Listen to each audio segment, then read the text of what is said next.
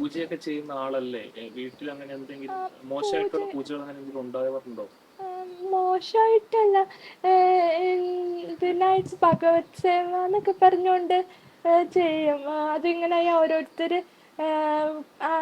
പ്രൈവറ്റായിട്ട് വണ്ടി ഓടിക്കാനും പോണ ആളാണ്. അപ്പോൾ ഓട്ടോ ഒക്കെ കിട്ടണത് കുറവായത് ആൾക്കാർ ചെയ്യണ കൂടോത്രം കൊണ്ടാണ്, മറ്റേതാണെന്നൊക്കെ പറഞ്ഞിട്ട് പറയും. അപ്പം അന്നേരം ആണ് കൂടുതലായിട്ട് അമ്പലങ്ങളിലും പിന്നെ എല്ലാം പോയി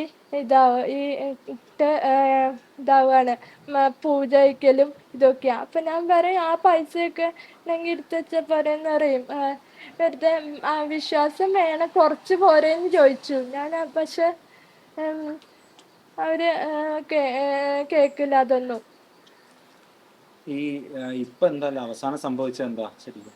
അവസാനം ഇപ്പൊ എനിക്ക് ജോലിക്ക് പോകണമെന്ന് പറഞ്ഞപ്പോൾ ഉള്ള ഇതായിട്ട് ഞാൻ പറഞ്ഞായിരുന്നു. അപ്പോൾ അന്നേരം ജോലിക്ക് പോവാതെ എനിക്ക് ജോലിക്കൊന്നും പോകാനുള്ള കഴിവില്ല, അങ്ങനെയാണ് ഇങ്ങനെയാണെന്നൊക്കെ പറഞ്ഞ് ഇതാവലായിരുന്നു. എനിക്ക് പറ്റുന്ന ജോലി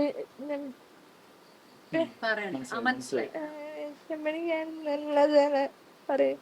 പിന്നെ അങ്ങനെയൊക്കെ പറഞ്ഞ് എൻ്റെ മനസ്സ് മടുപ്പിക്കുക. എനിക്ക് ജോലിക്ക് പോകാനുള്ള കഴിവില്ലാതെ ഉള്ള രീതിയിലാണെന്നൊക്കെ പറഞ്ഞ്. നേരത്തെ പോലീസിൽ പറയേണ്ടതായിരുന്നു എന്ന് തോന്നുന്നുണ്ടോ? നേരത്തെ ഇപ്പൊ ഇത്രയും വർഷമായില്ലേ, ഇത്രയും സഹിക്കേണ്ട കാര്യം ഉണ്ടായിരുന്നോ? പക്ഷെ നേരത്തെ പറഞ്ഞു കഴിഞ്ഞാൽ എനിക്ക് പേടിയായിരുന്നു. എൻ്റെ കൊച്ചിന്റെ ഭാവിയും കൂടി ഓർത്തിട്ട് അവിടെ ഇത്രയും ദിവസം കടിച്ചിരുന്നേ. ഏതെങ്കിലും തരത്തിൽ അപായപ്പെടുത്തുന്നുള്ള ഭീഷണിയോ അങ്ങനെ എന്തെങ്കിലും ഉണ്ടായിട്ടുണ്ടോ? ഇങ്ങനെയല്ല, എൻ്റെ ഇതായിട്ട്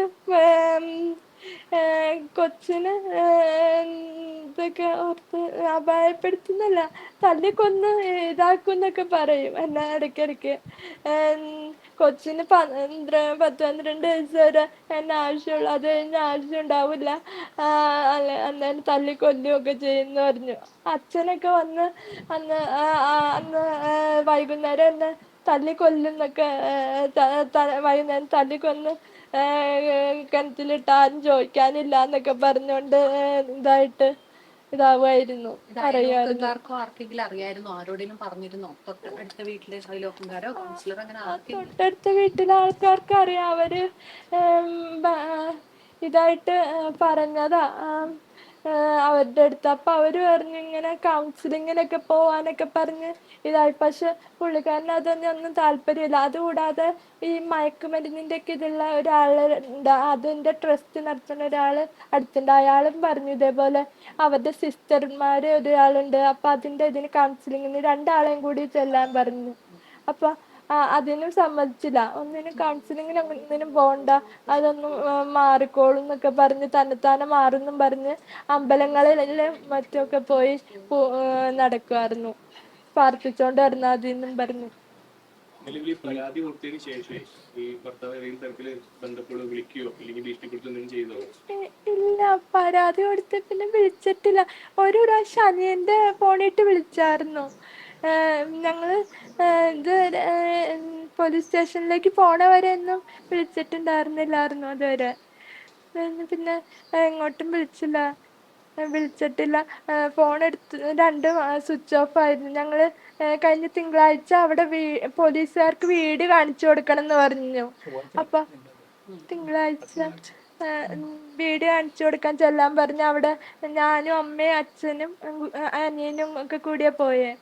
അന്നേരം അവിടെ ഫോൺ 2 സ്വിച്ച് ഓഫാണ്, കാറും അവിടെ ഉണ്ടായില്ലായിരുന്നു.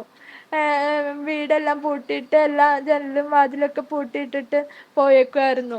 എവിടേക്ക് പോയെന്ന് ആൾക്കാരോട് ചോദിച്ചപ്പോൾ അറിയില്ല എന്ന് പറഞ്ഞത്. പോലീസുകാരുടെ അടുത്താണ് പറഞ്ഞത്. അത് ഞങ്ങൾ വണ്ടിയിൽ തന്നെ ഇരിക്കുകയായിരുന്നു. ഞങ്ങൾ ഇറങ്ങണ്ടെന്ന് പോലീസുകാർ പറഞ്ഞപ്പോൾ ഒരു ലേഡി കോൺസ്റ്റബിളും ഒരു ആണും ഉണ്ടായിരുന്നു. അപ്പം അവരോടൊന്നും പറഞ്ഞില്ല. അപ്പം എന്നിട്ട് ഒന്നും പറഞ്ഞില്ല എന്ന് പറഞ്ഞിട്ടാ അവര്.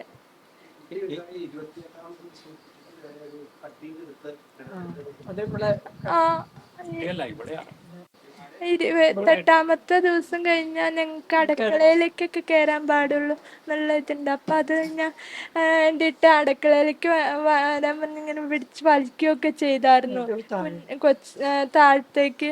അപ്പം കൈ ഇതായി കുത്തി വീഴുകയൊക്കെ ചെയ്തു. അപ്പം അന്നേരം ഇതായിരുന്നു കുട്ടിയല്ല ചേച്ചിയാണോ? എന്നെ ഇതായിട്ട്. ഇനിയിപ്പോ എന്താ തീരുമാനം? ഞങ്ങള് കേസ് കൊടുത്തിട്ടുണ്ട്. അപ്പൊ പോലീസുകാരുടെ ഇതില് ഒരു ഇതാവുന്നുണ്ട്. അപ്പൊ ആ കേസിന്റെ ഇതില് ആവാനായിട്ടാ ഇരിക്കണത്. കേസുമായിട്ട് മുന്നോട്ട് പോവല്ലേ? കേസായിട്ട് മുമ്പോട്ട് പോവാനായിട്ടൊക്കെയാ തീരുമാനിച്ചേക്കണത്. അപ്പൊ അതുകൊണ്ട് ആ കേസില് പോലീസുകാരെ ഞങ്ങൾക്ക് വിശ്വാസം ഉണ്ട് എല്ലാരും ഇട്ട്. അപ്പൊ അവര് ചേച്ചിയുടെ മൊഴിയൊക്കെ എടുത്തു. മൊഴി എടുത്തായിരുന്നു.